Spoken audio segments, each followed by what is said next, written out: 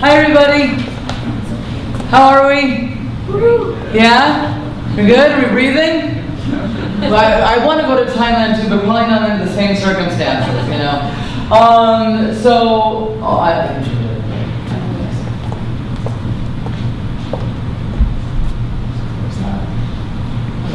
Okay. So first of all, I wanted to remind us that we are on the unceded and ancestral territory of the Musqueam, Tsleil-Waututh, and Squamish peoples. And one of the reasons why I want to start it that way is when we're talking about who is welcoming us, who is bringing us here, the notion of coming for refuge is to seek safety. And perhaps we should ask the people with whom's land we're on how safe they are and what safety looks like for them as well. And we can ask that kind of question too, and begin the conversation in one of actual reconciliation and of what it means to share power, to share safe, and to share home. I think that we can learn a lot. And I want to start off that way because my name, Shayna Plaut, actually means beautiful refugee. And so when people ask why it is that I work with issues of refugees or human rights, I do what every good Jewish person does. I blame my mother because that's what we do, right? And she didn't name me quiet homemaker. She didn't name me nice baker. She didn't name me competent shoemaker. She named me beautiful refugee. So in that way, I feel a lot of responsibility of literally living through and continuing in the legacy of where my family came from and where my family is also going to hopefully continue going. And I say that because sometimes we think we know what we're doing and we know what we're talking about. And we know it in a really abstract way. And so I want to actually begin with the question of who and what is a refugee. And I'm just going to show you some footage that was taken by an AP reporter in Kos, in Italy. And this is in June, in the end of June. And just bear with me for a little bit. Can you do that?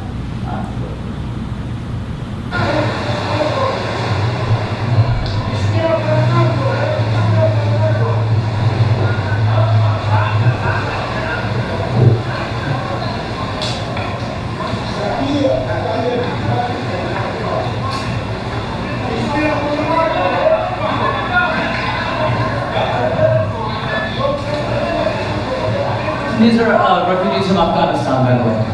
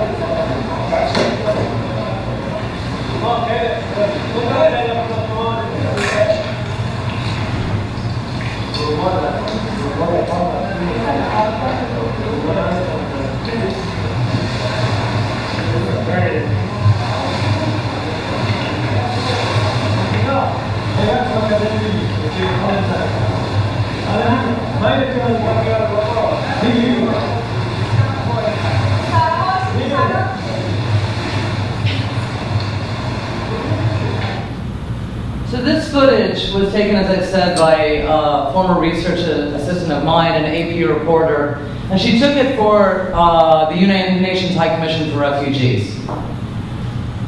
And they wouldn't use the footage. Why do you think that is? No, former students you can't say. Current students. Why wouldn't they use the footage? This is a real question. Come on, breaking the fourth wall. You can do it. Because it wasn't dramatic enough. Pardon me? Because it wasn't dramatic enough. Because it wasn't dramatic enough? Yeah. In what sense? They come across as normal people looking for a better life, and it wasn't something that would make a front page. It was just like us. I'm going to repeat what you're saying only because I know that they're recording. So they're coming across as normal people looking for better life, and it wasn't dramatic enough. They look just like us. Yeah, that's exactly what it does. The United Nations High Commission for Refugees said we cannot use this footage. This is not going to work. We're not going to be able to raise the funds here. We're not going to be able to get the help and assistance that we want. Sorry, go for it. So this footage goes on for about 7.5 minutes, and none of it was able to be used. They're using cell phones. They have nice jackets. They're having the little kid wave. They're looking like, quote unquote, normal human beings. So then I ask you, is this refugee crisis actually anything having to do with the refugee crisis, or is it a European crisis and a desire to have Europeans wanting to be saviors? And I'm not saying this to say that there are not millions of people who are trying to exercise their right to seek safety. I'm saying that let's remember that the protagonist of the story is the millions of people who are trying to exercise their right, I repeat, their right to seek safety. The protagonist of the story is not the savior, in this sense.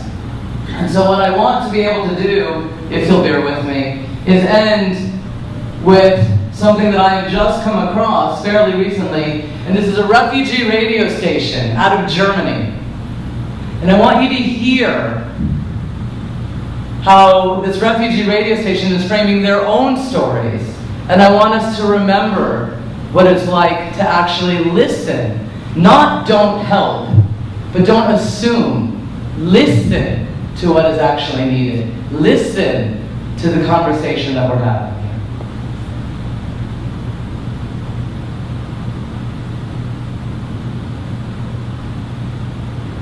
Maybe. Listen if it works.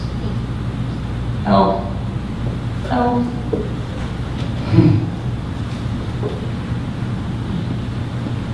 Or should it? Yeah.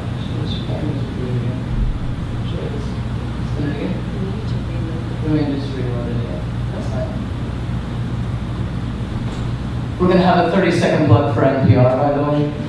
I do recognize that we're in Canada, and even though I am American, I know that Canada is not the 51st state of the United States of America.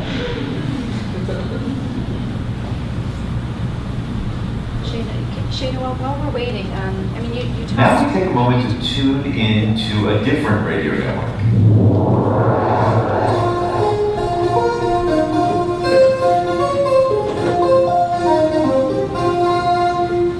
This is a 3-hour on the radio, Refugee Radio Network. Love freedom, love life. Just to be clear, this is not a broadcast from the suddenly famous Freedom Caucus in the House of Representatives. It is instead a broadcast from Germany, where the Refugee Radio Network was founded by Larry McCauley. Hello, guten Abend, Deutschland. Ich bin Larry El Capitan. That's his all-air call sign, El Capitan. His journey began 4 years ago in Libya, we're told. War drove him to Italy and then to Germany, and he wanted refugees to be able to speak for themselves. So we decided to have a platform. We are a grassroots radio station. We are refugees ourselves, and we engage with refugees directly with real stories, uncensored stories. The volunteers who run Refugee Radio have produced stories from France and from Italy. Refugees send in audio files from all over Europe, Africa, and the Middle East. Larry El Capitan says he's speaking to two groups here, Germans and the refugees who are their new neighbors. All the stories stand out, but the one that really struck me was when we brought in a Syrian refugee and he spoke about his experience in Syria. The young man is named Boaz. Recently, listeners to Refugee Voices, the program on Refugee Radio that El Capitan hosts heard Moaz remember being arrested years ago in Syria as his father looked on. It was really hard because, like, when you see your father crying, you make everything cry, and you cry from your heart before your eyes cry. It was really like. Okay, Majd, take a breath, not easy, you know. That really touched my heart a lot. I mean, this was a young kid that has come through hell. We've all gone through hell, and we're still here, and we continue to remain strong. Larry McCauley, his show Refugee Voices airs weekly in Hamburg, Berlin, and Munich, and beyond Germany online. Stay tuned, don't touch that. So I wanted to end with that because I want again to end, or perhaps to open up, with the conversation about listening to what's actually being said as opposed to what we assume. And I also wanted you to actually hear, aside from the amazing music, that it was called Freedom Radio. It wasn't called Victim Radio. Thank you.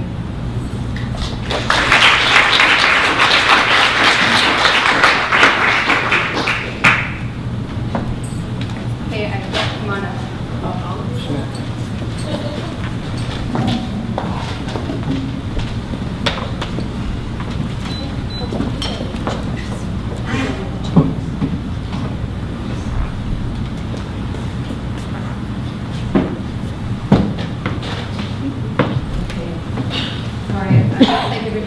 Our panelists for their great talks, and I think we'll all learn a lot during that time.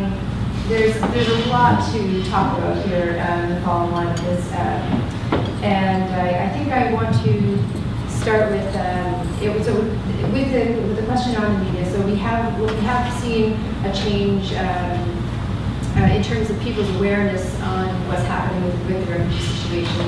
Within the context of Canada, one of the questions, and actually much more largely, one of the questions that I want to explore is, has it actually changed anything? And if it has changed policies, ideas, mindsets, what has it changed? And if not, what do we still need to do? So I'm going to bring that up.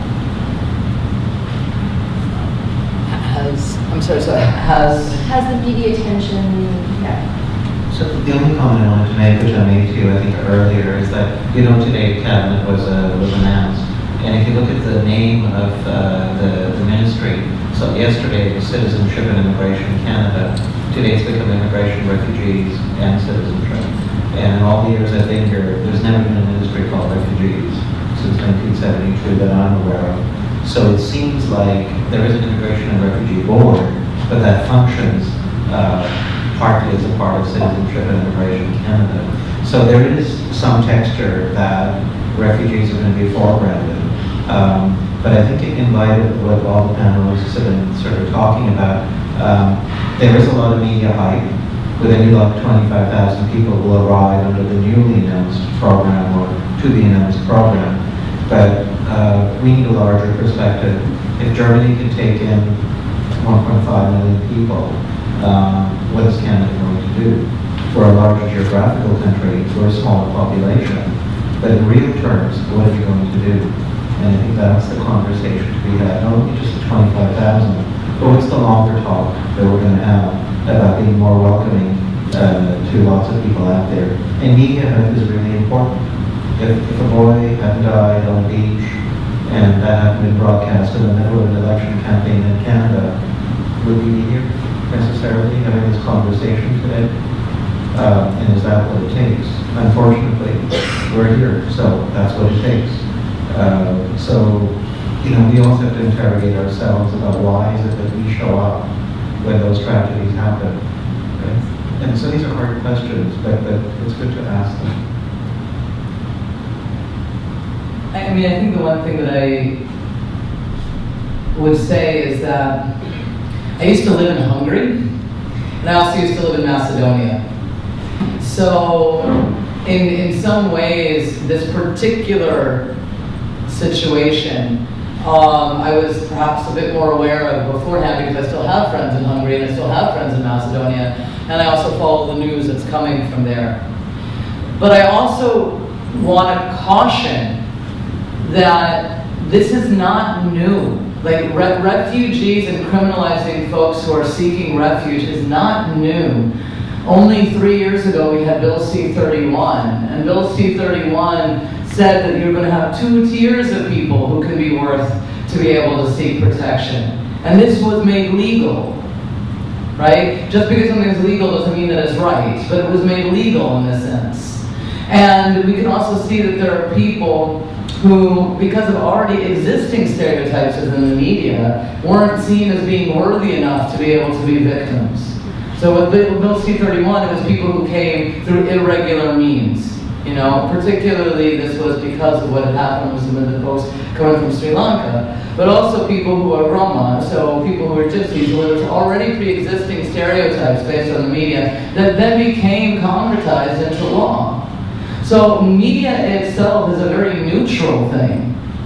How are you going to use it? Who is using it? Who is making this media and for what purpose? And also whose stories are being told? And let us not think of the media as this abstract thing. There are people, there are editors, there are journalists, there are people choosing to look for a story, and there are people choosing to ignore the story. I think that one of the stories that gets overshadowed in the process of the particular focus on the Syrian crisis and what's happening in Europe is the lack of attention on, first of all, the fact that several Middle Eastern countries have been hosting millions of refugees for many years for the Syrian crisis in particular, but also that the biggest refugee crisis is taking place in Africa, in fact, not in the Middle East. And so what are some of the negative outcomes of this attention, and is there anything that we can be raising with respect to that? Are we prioritizing Syrians in particular, and what is the consequence of that? It's just a question. I don't know if there's anything negative. The previous government wanted to, when they announced that they would bring Syrians, this was as part of the regular numbers. So in a sense, it was Syrian instead of possibly Africans and we will know more possibly tomorrow or Friday, but apparently the new government is going to bring those 25,000 Syrians in addition to the regular numbers. So hopefully there shouldn't be any negative impact. I think it's, right now it's been more positive than negative. People are speaking about it and are kind of opening and are welcoming until now. We'll see when people really arrive here and we'll see what happens, but I don't think that there would be any negative.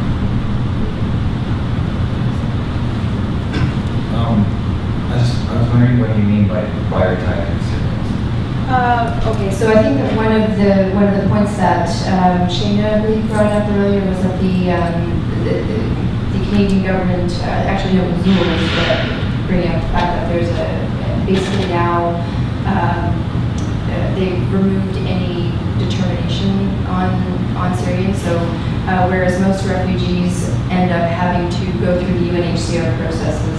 So just to clarify, there's a press release on the website in the middle of an election. It's actually just one line which says that in addition to whatever else the former government was going to do, there was one line that Syrians outside Syria will not have to meet the definition of a refugee. They'll be seen as refugees.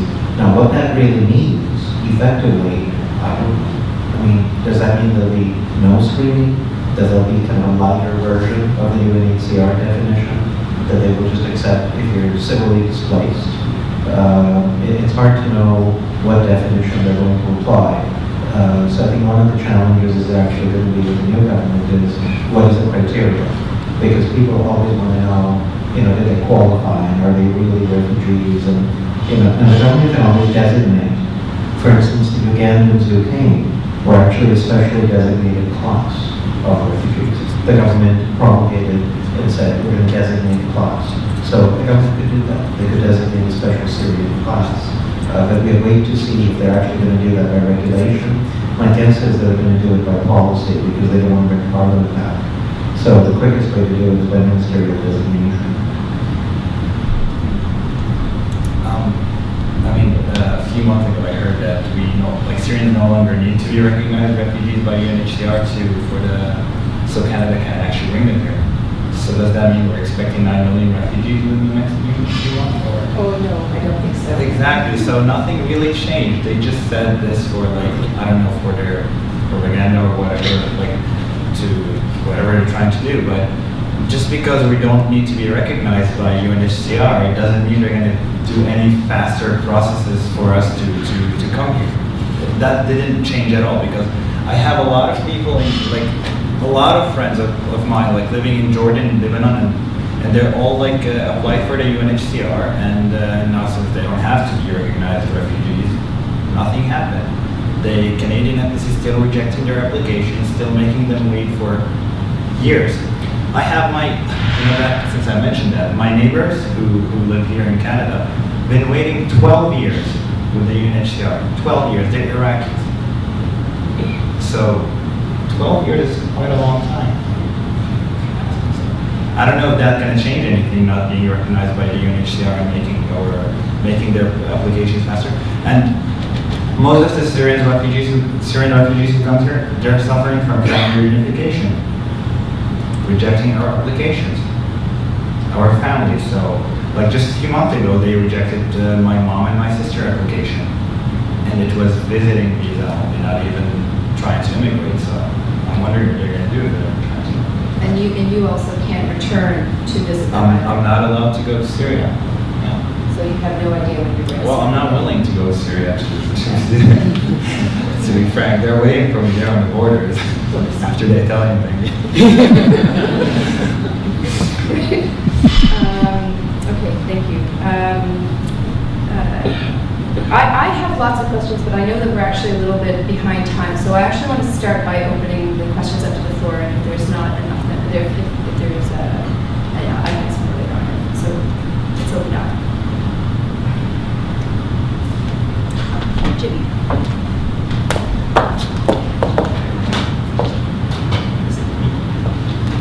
Hi. Sorry, I just wanted to ask you a question. So you mentioned that your family is in Syria, still there. And just going back to your conversations, thank you all for your contributions. Just wanted to say that, the media contributes and takes airtime from our life and our limited attention. So it really kind of helps us focus on what we build as or perceive as important things. So by focusing a lot on the migration and the escape from these countries, we're focusing potentially less on solving the problems within the countries. So to me, the thing that stuck the most is what you said at the beginning of the intro, which is 7 people have left, but what about everybody else that's staying there? Whether it's families, but also it's kind of like the educated are leaving, the optimists are leaving, and it's kind of resulting in this kind of really unsustainable future for that region. So for people who have families there, do you think what we should do is actually ask our governments to help broker peace instead of keeping the conversations focused solely on the solution being escaping, leaving, or fleeing? All jets are going to stay. I just want to let you know, as a permanent resident in Canada, as a future Canadian citizen, I believe every one of us should have the right to have their family here for whatever the reason is, because it is simply my right to have my mom or my dad or whoever I want here as of course my family, and my close family members, at least to visit. We should be allowed at least to ask us to let them visit us. Or if I'm not allowed to visit them, then they could visit me at least, right? So I'm not asking them to give them the permanent residency. There's a lot of people I see here, mostly the one I met, people from China.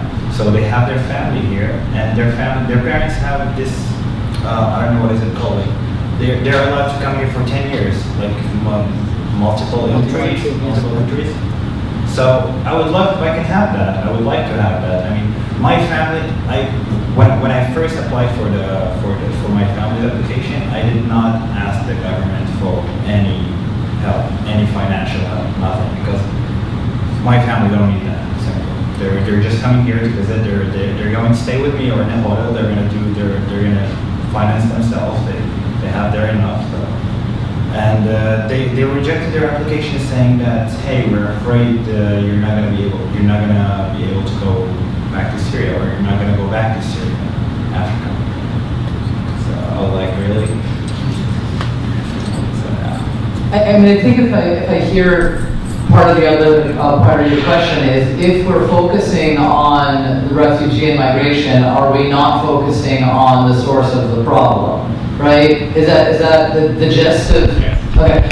And there's this analogy, and it's an analogy I'm stealing from social work, and I'm not a social worker, so anyone who's a social worker here, I'm sorry if I screw this up. And it's called the river, and then when the baby, you're sitting on the side of a river, you're hanging out, drinking a beer, kicking back, maybe you're drinking some chai, if you're not drinking beer, that's okay. You know, whatever's going on, and you see a baby, and the baby's going down the river, and you're like, oh, what? There's a baby. The baby's going down the river. Oh, that's weird, okay. And then you're hanging out some more, and then there's another baby. And then you start thinking maybe it's Moses, like what's going on? Is there something funny in my chai? You know, what's happening? And you're just like, now you're starting to really pay attention to this baby going down the river. And then there's another baby going down the river. So at some point you're going to get up and you're going to start trying to take the babies out of the river, right? And then, but the babies keep coming, and they're coming faster. And then eventually you're going to go up to the top of the river, and you're like, who is throwing these babies down the river? What's happening? So the thing is, it's not an either or. You want to get those babies out of that river because, I mean, they're going down and they're trying, but you also want to see who's throwing the babies out the river. But you can't be in two places at the same time, right? So you need to be able to work with other folks, some of whom are going to go to the top of that river and are going to see who's throwing the babies down the river, and some of whom are going to be stopping along the way to get the babies out of the river. So I really have a problem when folks think, well, the source or the consequences. And I don't understand why it's either or. It needs to be a comprehensive strategy. And there's different people who can intervene in those different aspects of those different strategies.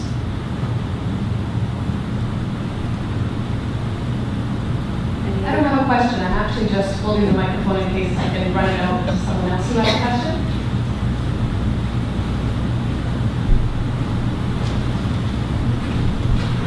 Hi there.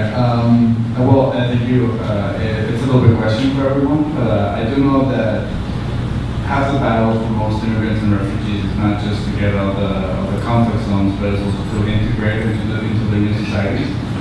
What do you think is the most pressing urgent need, not just from the government, but as a citizen, so that we can help these people integrate, so that they can actually become part of society, as opposed to just be alienated communities? Thank you.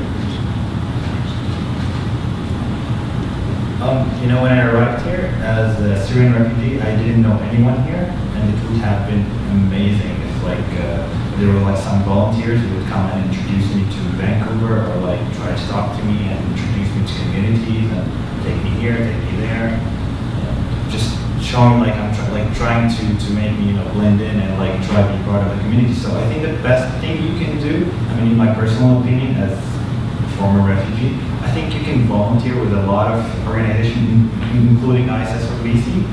They allow you to meet those refugees and talk to them and take, like, you go guys do activities and whatever it is. So I think this is one of the best things you can do as a Canadian. I mean, there's not really much you can do other than that. This actually gets into a question that I'm going to slightly abuse my position as a moderator. So this is a question that I'm interested in as an organization that works on technology for different social issues.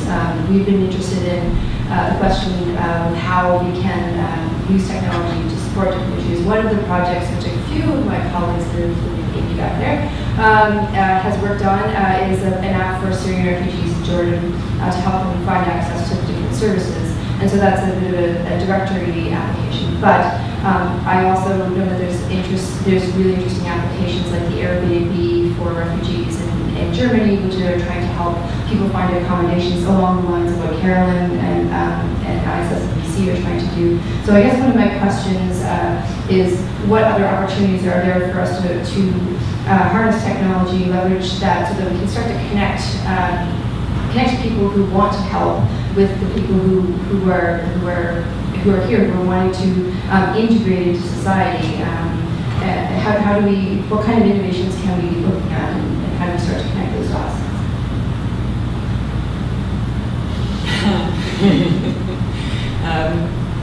I'm not sure really about technology. I just want to touch on the Airbnb and I think so you mentioned the big difference between Germany and here, for example. In Germany or anywhere else in Europe, people arrive on their own. They just get there, they walk, they take the train, they don't know anyone, so they need those apps, or they use those apps, and they might have friends and who are staying with someone who opened their door. Here, everybody who's going to come is going to be part of the program, and they'll all be coming very likely through ISS, possibly through one or two other organizations if it's too many people. But so I would say that it's a little bit to answer the question before. If you want help, the best way is probably to contact us, because then we can. It's organized, so you can be part of that system. And they will, like Majd was saying, just be one of the volunteers who's gonna be there for 3 months, meet with them once a week, and take them to the library, make sure they have their library card or whatever. So, yeah, that's the first question. The technology piece, we discussed a little bit the Airbnb app. We might, again, I don't know how many people in what time frame, but if it's a lot of people, a big issue for us and for people coming is going to be housing. How are we going to find housing? I mentioned that they stay with us for 2 weeks usually, and so we just have 2 weeks to find housing for people. I don't know when was the last time you looked for an apartment in Vancouver? A single guy receives $800 from the government every month for 1 year. It's $550 that's supposed to be for housing. So go ahead, you'll find an apartment with $450 in 2 weeks. So if that might be an option, and we're looking at that possibly option to have people register somehow with us if they have a little. I'm not thinking of a room, but if you have a little suite or that might be an option.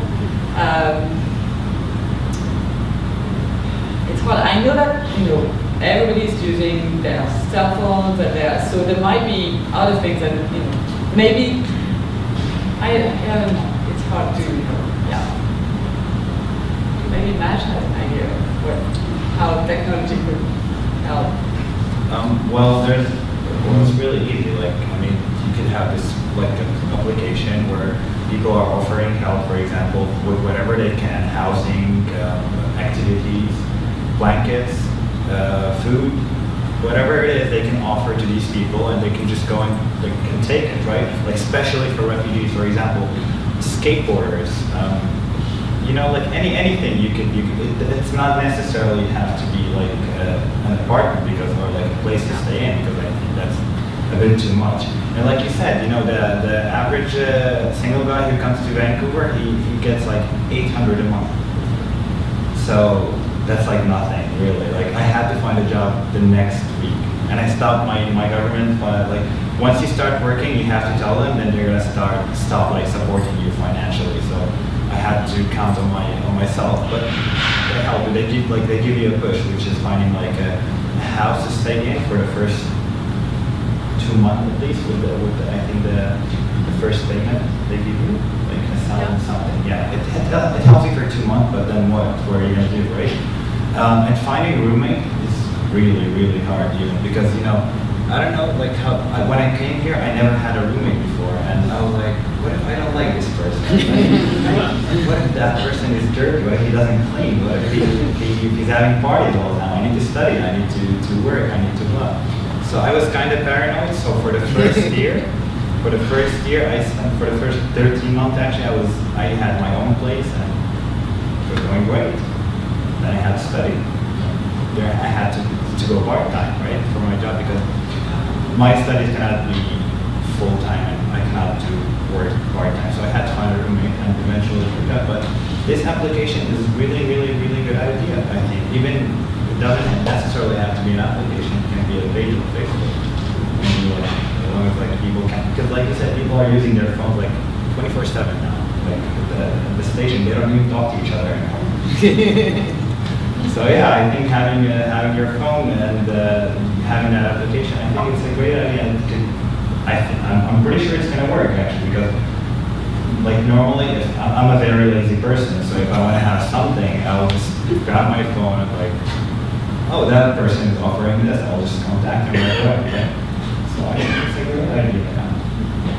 I mean, I think one thing, I really appreciate that question for a couple reasons. First of all, it's exactly one of the things I was trying to say, which is ask a question, listen to an answer, as opposed to assuming, and that's awesome, right? That's what a conversation starts.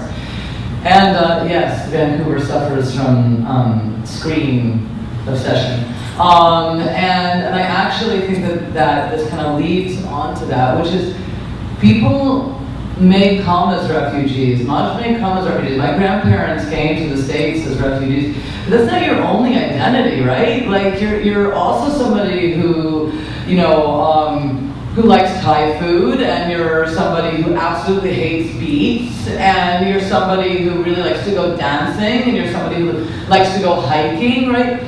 And so I think that being able to be seen and appreciated and engaged with on the multiple levels that we are is what's so important. So in the same way that you have meetup.com for other kinds of situations because you like to go horseback riding or whatever it might be, you need somebody to study with because it's really boring to study by yourself, and so you want somebody to be able to do that. Then that also helps you be seen and engaged as a full person. And I'm thinking about this in a personal way. My friend's boyfriend is a refugee from Brazil. There is not snow in Brazil. So when he came here, what we did is we took him tobogganing, and I make really good Mexican hot chocolate because even though I'm not Mexican, I seem to want to think that I am when I make hot chocolate. And so we made really good Mexican hot chocolate, and we went out tobogganing on Cyprus. We had to dress him up, and we had to show him how to bundle layers and stuff like that. He still talks about this 3 years later because he could laugh and because he was just having fun going tobogganing. And he used to surf, so he decided it was surfing but in snow. Yeah, I mean, it strikes me that integration is probably one of the biggest challenges of getting refugees. Getting here is one thing, but feeling like you are living here, especially in the context of somebody who's here without their family and without their friends. It feels to me especially important to be able to find out different opportunities to connect and to be, as Shayna is talking about, trying to connect on other levels of identity that are being portrayed. And I think that compounding on media portrayals, we also end up having some of the government framing that's been happening recently. And I think that's probably been potentially negative, but there's also been a robust discussion around it. So I'm hoping that on the net it's been positive. But anyway, I want to turn this back to the audience. Any other questions?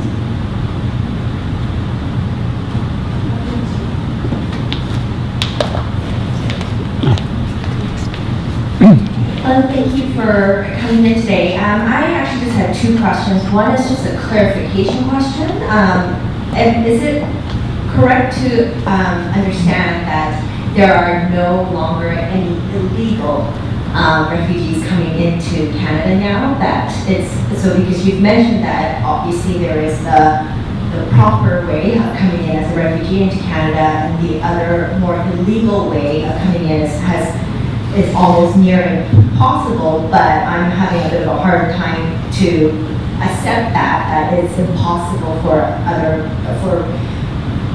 people to come into Canada illegally, because that's always happened. So I suppose a clarification of that still happens. And the second question is aside from the Syrian refugees that are coming to BC specifically, who are the other refugees that are coming here? Which areas of the world are they coming from?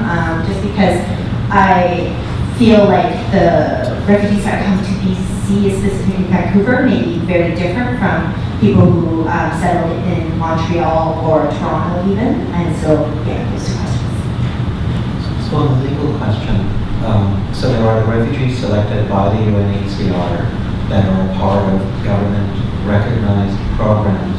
They get brought in. They're legal. They arrive legal on the airline, and they arrive legal at the airport. There are refugees that show up at the Canada-US border, and we're the third border, third country, safe country agreement.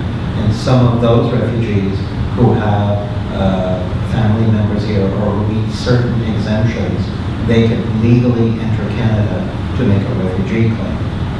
But short of that, every refugee who arrives who is not pre-approved or doesn't come into some kind of cross-border agreement is actually here illegally. Because he can only be a visitor, a worker, or a student. That's it. Those are your temporary statuses. There are permanent statuses. So when you say, I'm a refugee, you immediately enter a new stream. So you can enter illegally. You can come in boats, which seems to drive the public in our country crazy, but that happens. And you can come in airplanes, but it's very hard. Because you have to actually think, where are you going to catch an airplane from? And you're going to catch it from Narita in Japan, which is not easy to get through. You're going to catch it in Amsterdam if you're on KLM. You're going to catch it in Frankfurt if you're on Lufthansa. You're going to catch it from, just think airline and hub. And think how you're going to get through that hub. You're not. Okay. So the refugees who do get into our border here, who come as visitors, workers, or students, and then say, we're going to stay. So if somebody was to come as a visitor or worker or a student and then not want to leave and make a refugee claim, they're not illegal. They came legally and are now pursuing their international rights under Canadian law. But just about everybody else is illegal. So when you come here illegally, they'll let you stay to make your refugee claim. But if you help somebody come here illegally, you get into very big trouble. So, because you're seen to be a trafficker. So now this raises lots of issues which are actually just before the Supreme Court of Canada, and we're waiting for a decision. What happens if you're a human rights worker, an advocate, a family member, and you actually advise people how to get on an airplane illegally to come here because you really feel for them? Or you help them run the border? Or you put them on a boat somewhere, or you bring them here, whatever you do to bring them here. You are going to be in big trouble. The person you're bringing is not going to be in big trouble, but you're going to be in big trouble. And that's just about to be decided by the Supreme Court. So this is becoming a big issue about, well, how do you help people and not get yourself criminalized? So when someone calls me and says, I want to make a refugee claim, I'm like, or over the web. How do I come and make a refugee claim in Canada? Well, making the claim is cool. The coming, that's the problem. So I strip them to the CCR or the Canadian Council for Refugees or the UNHCR, which is entirely useless, by the way. But short of that, what else do you do? And then the second question, how to settle with people. I just want to say, one thing was regarding the first question, just in terms of terminology. When somebody is in, correct me if I'm wrong, so when somebody is in Canada and they have whatever status they have in Canada, right? A student, worker, or here undocumented, whatever it might be, and then they go to make a claim, then those are called refugee applicants. In other places, those same people are called asylum seekers. So we don't tend to use the term asylum seekers in Canada, but that's what asylum seeker means, is a refugee applicant. And actually the fact that that terminology was used was always seen as a very positive thing in Canada, because it had been assumed that if somebody is making a refugee application, then they really are a refugee unless they're proven otherwise. The political climate has changed though. So now what's ended up happening is some people are presumed to be a refugee unless they've been proven otherwise, but other people are presumed to be fraudulent unless they can prove that they're a refugee. And that's actually a reflection of the political climate. On the second question about who's coming. So I can speak about government-assisted refugees. In the last maybe 2 years, the Canadian government has decided to kind of change the system, and rather than get people from various visa posts, they're targeting now certain population on 2 to 5 years time frame. So right now, and it's called commitments. So right now there are, I think, 5 to 6 commitments. I don't have the time frame in mind, but Iraqis and Iranians, mostly coming from Turkey until very recently. There's a commitment for Eritreans coming from, I don't know which, Kenya maybe, or I don't know. But Eritreans, Congolese, coming from mostly Burundi and Tanzania, Colombians, and I think I'm missing, well, there's the Syrian commitment now. And that is all. So doesn't mean that it's going to be only those 5 or 6 populations, but mostly people are going to come from those countries. Then when people are selected and they know that they're coming to Canada, they can ask for a city. They can ask for free. I think they make 3 wishes. If they have already family or they know someone in a city, they will likely be sent to that place. If they don't know anyone, then they will ask. They might not get what they want. So here in Vancouver, it's mostly, until recently, it was mostly Iraqis, Iranians. We've had a number of Somalis coming also, but few Congolese, Colombians, and Eritreans are coming a bit more now. And I think Congolese and Colombians are going more east, Quebec for the Congolese because they often speak French, and also the Colombians because I think the community is much bigger in Quebec than it is here. And here the Iranian community, for example, it's big, so a lot are coming here. But that's just for the government-assisted refugees. For the privately sponsored refugees, I know that a number of Iraqis are coming, but I think it's more diverse. There are people. And then the refugee claimants, I don't know what's the top country now. I don't know the top country, but Pakistan is very unstable. Mexico is becoming unstable. Honduras is unstable. The list just goes on and on. So you look at the hotspots of the world where things are getting nasty, and that's where people are moving on from. So you're gonna, I don't know how long Pakistan's going to hold. I don't know what's going on in Honduras, but it's not looking pleasant. Mexico, we keep denying there's a problem there. Right. So these are where you start, and these are all land connected, right? So except for Pakistan, so you'll start to see, I think, more traffic of that kind of stuff. At least in terms of the inquiries I'm getting, that seems to be more of what's happening. Yeah, hi. Just getting back to the media question. I was just interested, maybe I'm missing something. Maybe this is a dumb question, but hopefully there are no dumb questions. Obviously there's a lot of media coverage over here in Europe. There's a lot of soul searching, there's a lot of pressure on governments as a result, and so on and so forth. And yet, I'm sort of kind of curious as to what you'd say about this story that doesn't seem to be being told, about a much shorter and seemingly safer journey that a lot of refugees could be taking south to some very wealthy countries who are doing nothing to help this crisis. And I'm just wondering what your comments on that would be. Are you talking about the Gulf countries? The Gulf, yeah. Okay. Well, I honestly don't know what to tell you because we as Syrians in particular, I don't know about the rest, but we keep asking the same question. Why wouldn't they accept us? Why wouldn't they take us? We have the same religion, the same language, the same traditions, same culture, right? And they wouldn't take us. And if you talk about wealth and money, they're way wealthier and richer than Europe or wherever else. But so I had this question to a guy here I met, and he's from Saudi Arabia.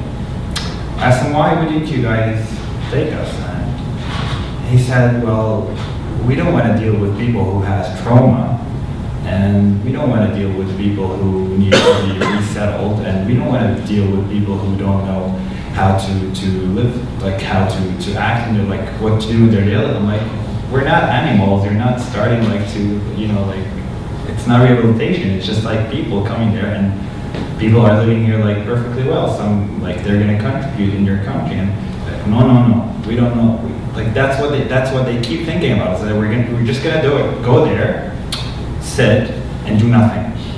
Just take their money, which is endless money. But it's really unfortunate and it's really sad because most of the Syrians would, I mean, no offense, but they would rather go to a country who speaks their language and just like instead of wasting years and years learning a new language and try like to adapt their culture. That's really something big because most of the people here, if you see them, they will never be able to blend in because they just don't accept the culture or don't accept what the traditions here, right?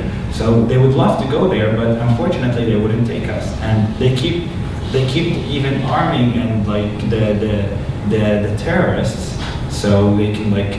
I'm pretty sure that's I like until recently I did not believe that. But then it all made sense to me that they're actually, it's all politics. They simply don't want us there because they don't want the current president who we have there, or we're confused. We don't know if they want them or if they don't want them anymore, right? They're playing a game. Once we figured out, hey, they're fighting for him to stay, but now they don't want him anymore. So it's all politics. We can never have this. We can never have this question answered because we don't know. So Islam is complex. Absolutely. So not only is there a Sunni Shia divide, there are different kinds of Shias, right? Let alone different interpretations of the Sunni faith.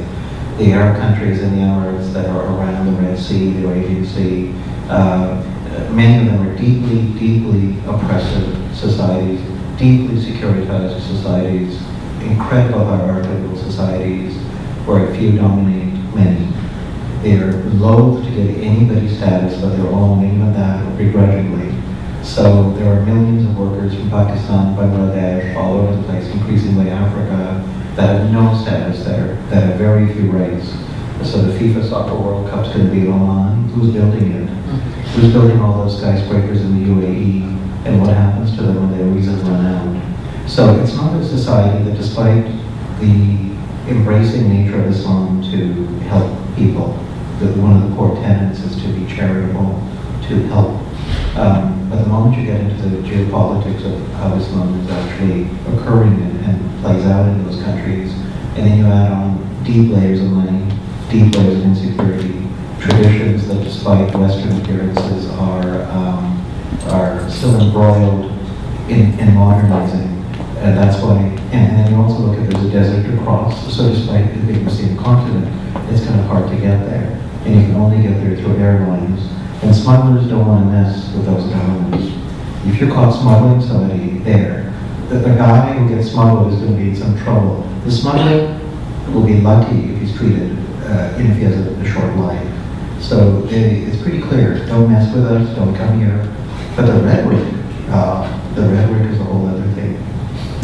There was actually a really good radio program with Maria Tremonti on the Current, specifically looking at what's going on with the Gulf countries and refugee status, directly addressing this question. It was give or take about 3 weeks ago, maybe a month ago, and although there's quite a lot of money that has come out of the countries for aid, for this, for that, the universalizing sentiment seemed to be that of Islamophobia, honestly. But I would urge you to just take a listen to that. It was really informative. We just have, I think, a few more minutes left, so I think there was one more question right here.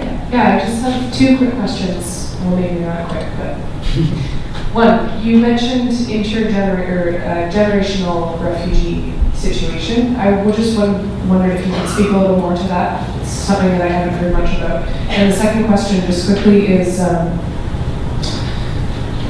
Canada has been criticized for basically handpicking refugees that are most skilled, most educated, most able to contribute to our labor force.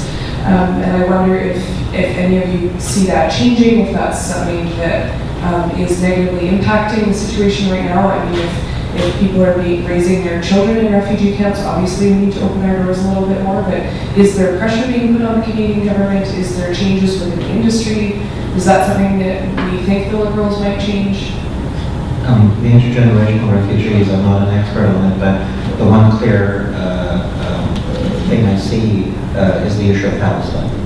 So when the dynamics of the Middle East took place, and I'll just leave it that way, there were a lot of displaced people. Many of them were Palestinians. They ended up in Jordan, they ended up in Lebanon, they ended up in Syria, they ended up in some of those Gulf countries as well. And very few of any of them have actually given them citizenship. So they travel on these flimsy papers. So I've seen Lebanese passports, but they're Lebanese Palestinian designations. I've seen Jordanian documents that are actually Jordanian Palestinian documents. They're not the pure Jordanian citizenship. So the intergenerational notion of a refugee is just that since those issues developed through the sort of post-war and then through the 60s and 70s. So that's one group of people that I can think of where there's a kind of intergenerational issue. But there are others. If you look at the stems, the Central Asian republics, there are displaced people who've been displaced intergenerationally. They live, but they don't have full status. So it's actually a chronic, long-term problem to which there isn't an easy issue. So I'll just speak to that part of it. Maybe another aspect of that question is the refugee camps, and people live for decades in refugee camps. And I remember hearing about Dailly camp in Kenya. It's, I think, maybe not anymore, but it used to be the biggest refugee camp in the world.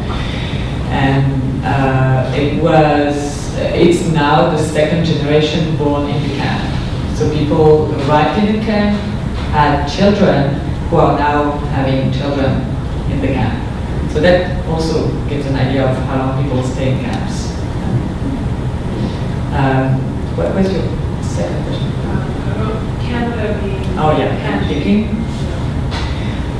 I know that it came up a lot about the former government stopping the process for Syrian refugees, and because they were checking a number of things. I think maybe that was more something that was possibly coming, or in the program where we work, we receive a lot of people who have health issues, big families, and so they were not handpicked in regards to being able to work right away or speaking English, or we don't really see that yet. It was possibly something coming up, but it's not really happening yet. I don't think it's really happening yet. I just want to ask one final quick question of each of you. I'd like you to each say one thing that people leaving this room can do that would be, either something that they can engage with, maybe a particular petition that was mentioned earlier. What is one thing that we can do leaving this room today? We have a new Prime Minister that's come in. What are potentially the priorities he should be focusing on? I think what Majd was saying about being a volunteer, meeting with people, and we do that. We connect newcomers. It doesn't have to be refugees. It might be a new immigrant. We connect them with residents, long-term residents who just want to help. And as I said, you can go with them, do something. You can also possibly do that at work. We do mentorship programs.